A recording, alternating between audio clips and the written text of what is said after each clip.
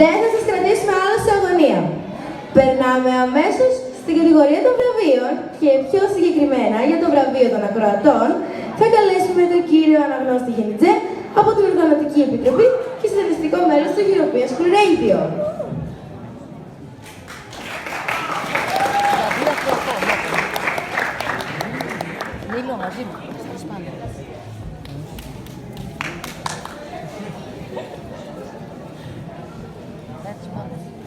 Ο φετινός διαγωνισμός είχε κάτι το ιδιαίτερο.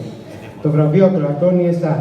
Ο ενθουσιασμός σας για τη διαδικασία της ψηφοφορίας ξεπέρασε κάθε μας προσδοκία. Αγγίξαμε τις περίπου 80.000 likes, 80.000 καρδιές. Η ψηφοφορία ήταν δυνατή από κάθε γωνία του κόσμου και βοήθησε τη διάχυση της δράσης.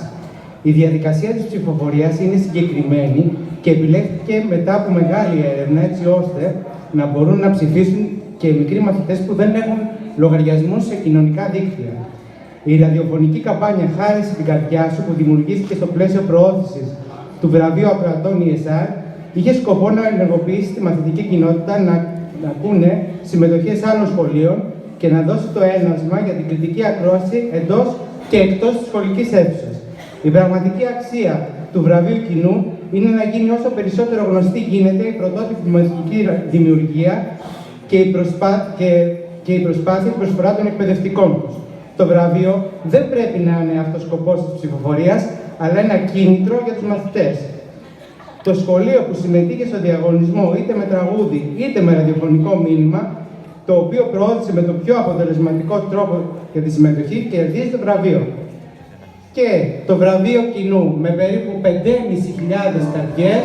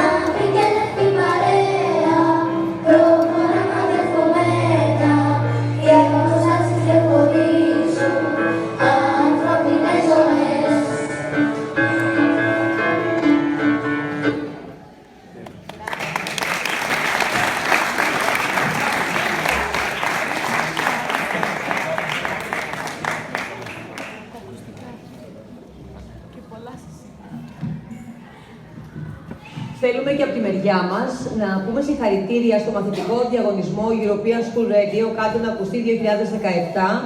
Πρώτη φορά στο Δημοτικό Σχολείο Αγίων Θεοδόρων Κορινθίας συμμετάσχουμε σε αυτόν τον διαγωνισμό με τον καθηγητή της μουσικής του σχολείου μας, τον κύριο Νίλο Παπά, και τα παιδιά του τμήματος Δέλτα 2. Συγχαρητήρια σε όλους τους διοργανωτές. Μακάρι πραγματικά να γίνονται μαθητικοί διαγωνισμοί από τη νεολαία για τη νεολαία του τόπου μας. Σας ευχαριστούμε για όλα.